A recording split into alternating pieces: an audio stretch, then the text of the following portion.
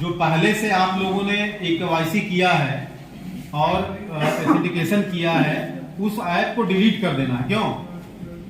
उसको इंस्टॉल कर देना है। अब उसको इंस्टॉल करके इस पे जा करके जो आवास प्लस 2024 सर्वे जो लॉगिन करना है, ठीक है ना, ये लॉगिन करना है आपका pmyg.nic.in पे, और जा करके ऊपर जो दिखाया ना, बैक करो एक बार, बैक करो, जो ये दिखाए है ना, नहीं उस पे आगे जो ये दिखाया है, ये इसको पुनः डाउनलोड करना है। मतलब पुराना वाला जो आप लोग ने KYC कर लेना, उसको डिलीट कर दीजिए, उसको इंस्टॉल कर लीजिए, नया ये कर लीजिए सर। हाँ, पुराने वाले में हो गया नहीं हो जाएगा ये हम लोग समस्या ग्रुप में देखेंगे, लेकिन 2-4 लोगों के अलावा मुझे लग रहा है और लोग किए होंगे, कोई समस्या नहीं आएगी।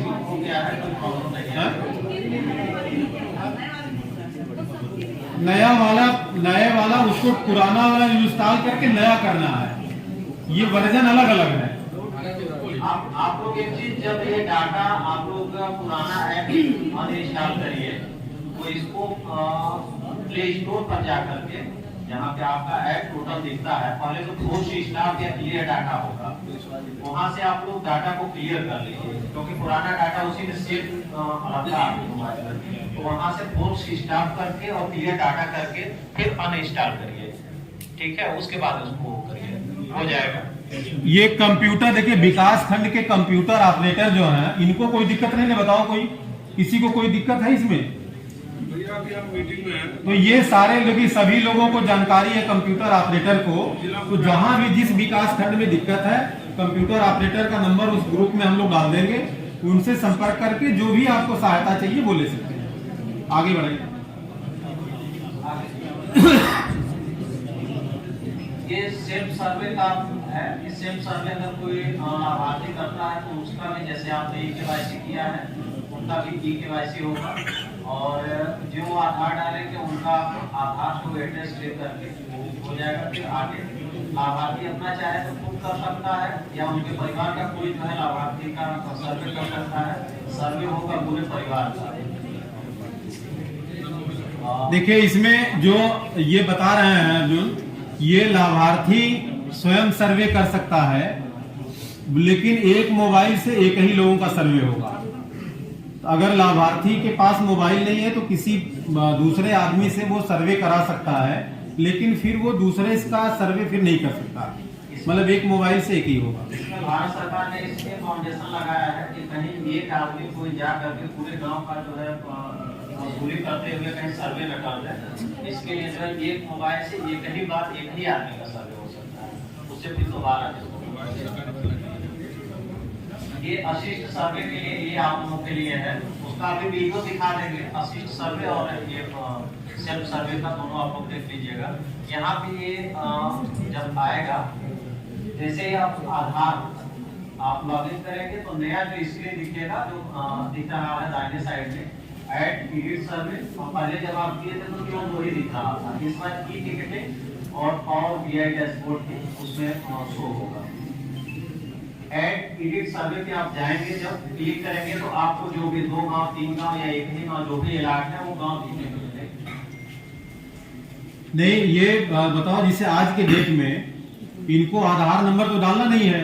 बिल्कुल डालेंगे। अच्छा, आज भी डालेंगे?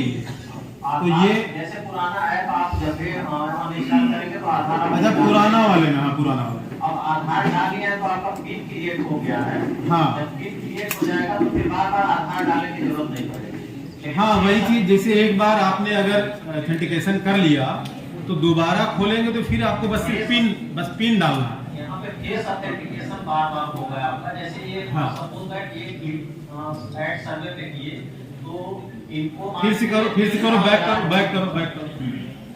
इसको समझ लीजिए आप लोग, इसको समझ लीजिए। हाँ, नहीं, आगे करो।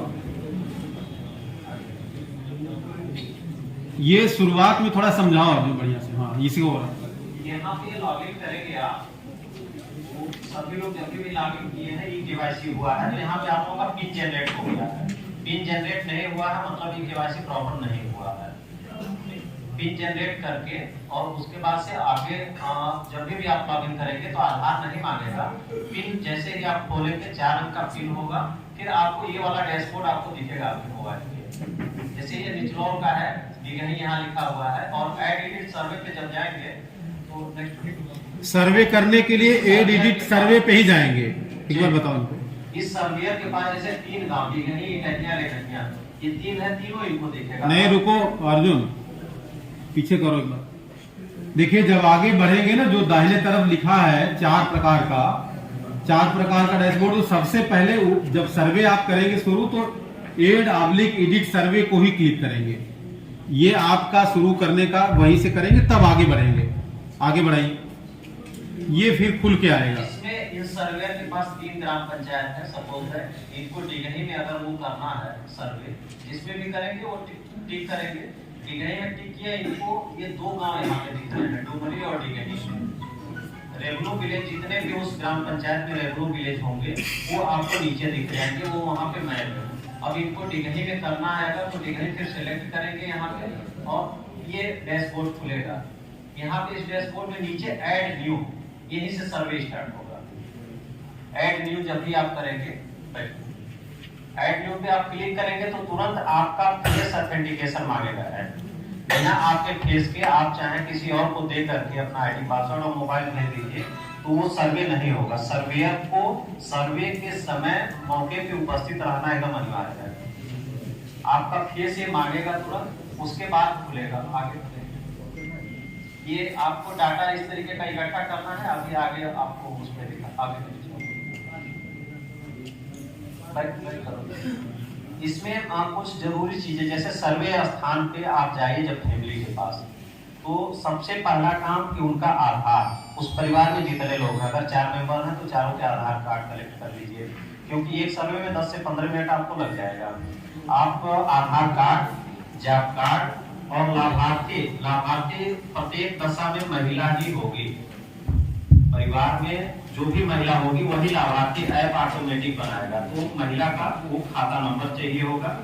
ठीक है, ये 3 जानकारी आपके पास रहनी चाहिए। जॉब कार्ड अगर किसी का नहीं बना हुआ है तो एक आगे बढ़ने का ऑप्शन है, लेकिन बाद में फिर आपको एडिट करके वो डालना होगा, क्योंकि डाटा आगे अपलोड नहीं होगा।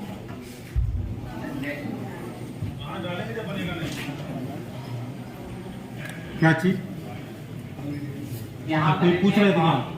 जैसे आधार कार्ड और जॉब कार्ड करना है, तो अगर आप जॉब कार्ड नहीं है तो आधार कार्ड डाल के आगे बढ़ जाएंगे। फिर अभी कह रहे हैं कि फिर जॉब कार्ड डालेंगे तब। देखिए इनका ये कहने का मतलब, देखिए इसमें कुछ ऐसे प्रावधान है कि आप सर्वे बिना, कुछ ऐसी चीजें हैं जिसको छोड़ के भी सर्वे कर सकते हैं। तो ये क्या करेगा ना कि जब आप अपलोड करेंगे तो अपलोड नहीं होगा, वो एक अलग बकेट में चला जाएगा, एक तरह से इनकम्प्लीट सर्वे में। ठीक है ना। तो इसके लिए जरूरी है कि आपको जो डॉक्यूमेंट छूटा है वो फिर जब तक आप उसको फिल नहीं करेंगे तब तक, जैसे इन्होंने कहा कि नहीं, आधार पहले से ही लाभार्थी को बुला लीजिए, और आधार कार्ड जो मेन मुखिया है, मुखिया नहीं मतलब बेनिफिशियरी, इसको बनाना है महिला को, उसमें ऑप्शन ही आएगा महिला को बेनिफिशियरी। अगर महिला 2 हैं तो उनके मालिक से मतलब मुखिया से आपको पूछना पड़ेगा किस महिला को हम बेनिफिशियरी बनाएं। तो बेनिफिशियरी का रहना बहुत जरूरी है वहाँ घर पे, क्योंकि उसी का फेस ऑथेंटिकेशन होगा। तो 3 चीजों का इन्होंने बताया कि एक तो आपका आधार कार्ड, क्योंकि फिलअप करना है तो उसमें मांगेंगे बार-बार तो फिर समय जाएगा, तो उससे कह दीजिए आधार कार्ड तुम रख लो, बैंक की पासबुक रख लो और जॉब कार्ड रख लो। क्यों, यही तीनों चीजें ना, 3 चीजों को आवश्यकता इसमें है।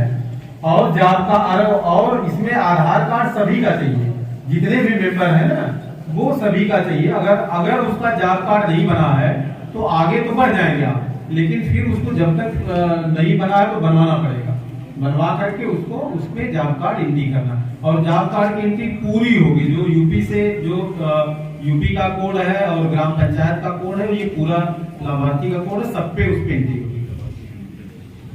इसमें जो हेड है, परिवार का हेड, सबसे पहले ये फॉर्म खुलेगा आपको, जिसमें देखिए इसमें दोनों चीज है, एक हेड और बेनिफिशियरी, दोनों में अंतर है।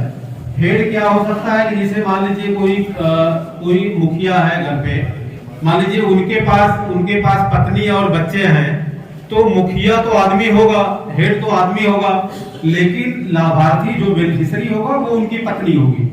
अगर दो परिवार है, एक में रह रहा है, तो दोनों की पत्नी हो गई, तो दोनों महिला है, लेकिन उसमें लाभार्थी दोनों की सहमति से किसी एक को बनाया जाएगा। अगर दो बच्चियां ही हैं, मान लीजिए उनके घर में वो एक तरह से पिताजी हैं, दो बच्चियां हैं, तो दोनों बच्चियों के लिए पिताजी अनुमति देंगे कि कौन बच्ची को हेड वो कहे, लाभार्थी कहे। तो बेनिफिशियरी और हेड दोनों में अंतर है।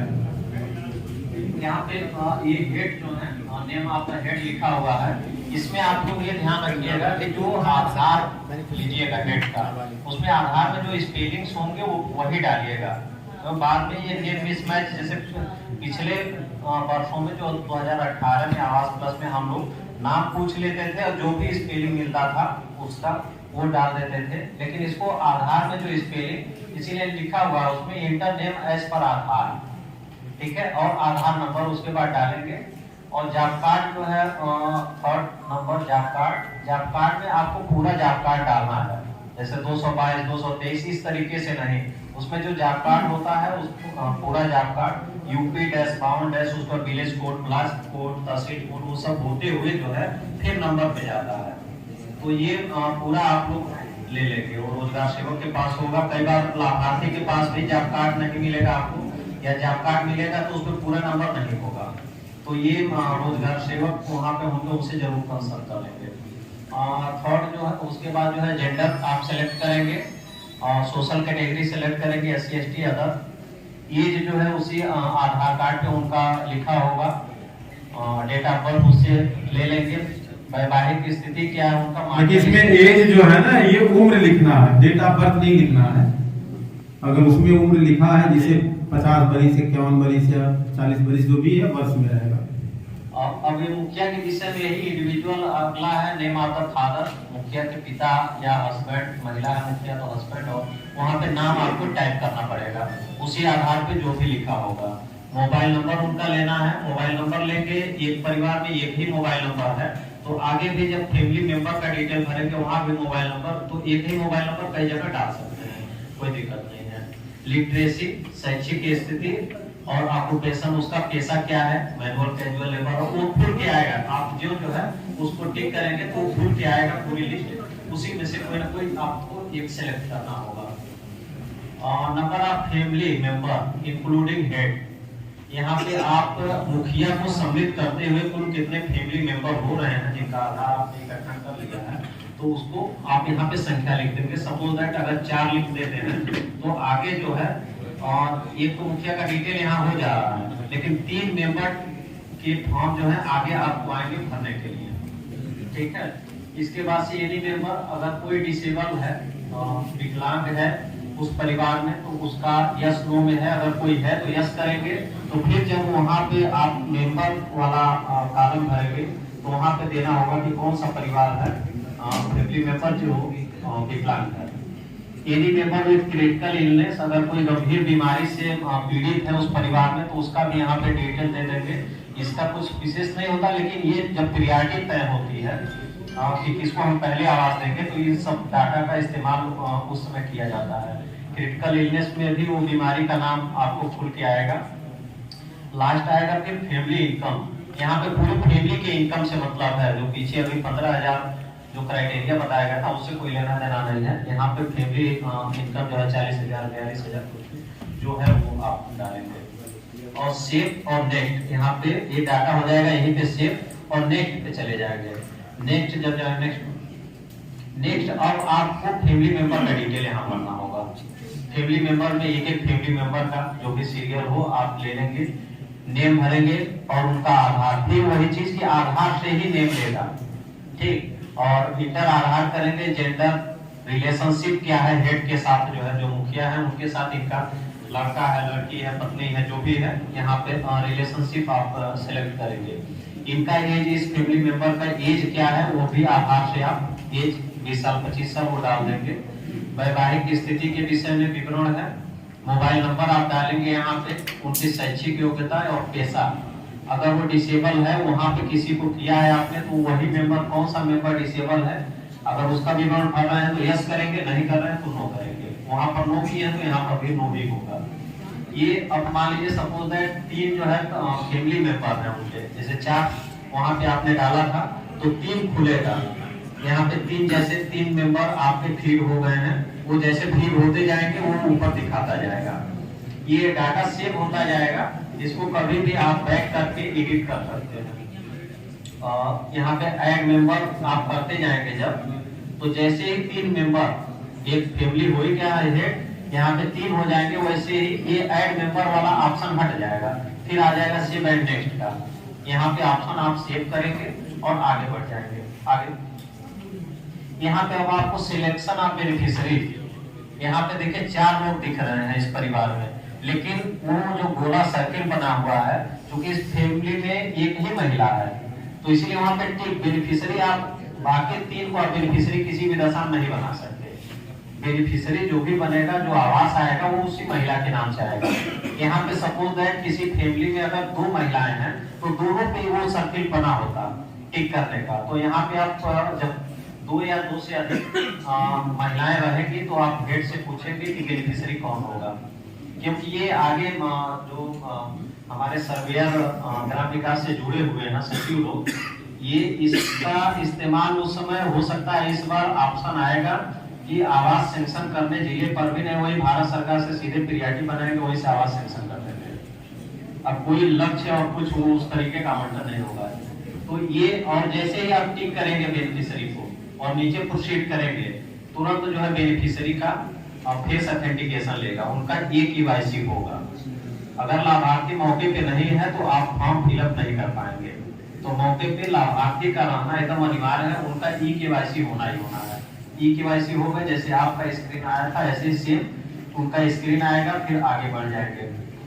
आगे बढ़ने पे बैंक डिटेल आपको बेनिफिशियरी का, हालांकि अगर बैंक डिटेल नहीं है तो यहाँ से स्किप कर सकते हैं, लेकिन राज्य सरकार का जो निर्णय है कि बैंक अकाउंट अनिवार्यता, वैसे पैसा तो जाएगा आधार बेस 100% PBS से ही आएगा, लेकिन यहाँ पे आपको बैंक अकाउंट सभी का होगा। रेयर केस ही हो सकता है कि किसी का बैंक अकाउंट ना हो, तो नरेगा में काम कर रहे हैं उनका बैंक अकाउंट, ये डिटेल आप भर देंगे।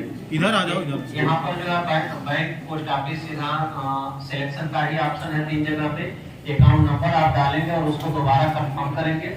यहाँ पे लिखा हुआ है enter beneficiary name as per bank post office account, उसका जो होगा, जैसे कोई भी स्पेलिंग नहीं डालेंगे, उसका पासबुक जरूर लेंगे। पासबुक पे जो बेनिफिशियरी का नाम पड़ा हुआ है वही नाम यहाँ पे डालिएगा।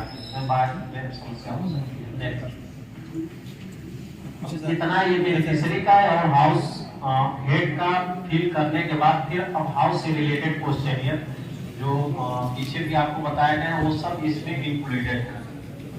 कि ओनरशिप क्या है, जो परिवार है वो अपने में रह रहा है या रेंटेड में रह रहा है, किराए के मकान में है या अपने मकान में है, उसका जो है वाल मटेरियल ऑफ वाल पक्का है कच्चा है, यहाँ पे आपको सिलेक्ट करना है। उसका रूफ जो है मटेरियल ऑफ रूफ कच्चा है पक्का है, सिलेक्ट करना है। यहाँ पे जो ऑप्शन आया है नंबर ऑफ रूम्स, यहाँ पे जो पीछे बताया गया है आपको कि अगर आप किसी को ऊपर कच्चा लिखते हुए भी आ रहे हैं, यहाँ पर अगर 3 कर देंगे तो सिस्टम ऑटोमेटिक उनको पात्र करेगा। तो ये ध्यान रखिएगा आप लोग, जो भी वो पात्र लाभार्थी होंगे उनको 1 2 ही डालेंगे आप लोग। और लैट्रिन फैसिलिटी है या नहीं है, यहाँ पे ये चीज क्लियर करना चाह रहे हैं कि जैसे ये होता है कि बहुत समय पहले उनको जो है SBM से शौचालय मिल गया और अब SBM के डेटाबेस में है और आप चाह रहे हैं नहीं शौचालय इनको नहीं देना है, और वो शौचालय मौके पे आप देख रहे हैं फंक्शनल भी नहीं है, तो ऐसे लोगों को आपको शौचालय देना है, इसके लिए गाइडलाइन अलग से जारी होने जा रही है। एक चीज ये भी हो सकता है कि लाभार्थी गांव में रह रहा है, वहाँ पे थोड़ी सी जगह है, वहाँ पे उसको लैट्रिन मिला हुआ था, लेकिन वर्तमान में वो गांव के बाहर जहाँ उसकी जगह है और वहाँ पे वो बनाना चाह रहा है मकान, तो वहाँ शौचालय के लिए फिर गांव में तो जाएगा नहीं, तो उसको यहाँ पर भी आपको लैट्रिन फैसिलिटी नो ही दिखाना होगा, ताकि उसको आगे से लैट्रिन फैसिलिटी भी वहाँ पे मिल सके। इसके लिए अलग से गाइडलाइन जारी होने जा रहा है। Main source of house hold income, source क्या है उनका, एग्रीकल्चर है, ये सिलेक्शन का ऑप्शन आएगा कि परिवार की आय का मुख्य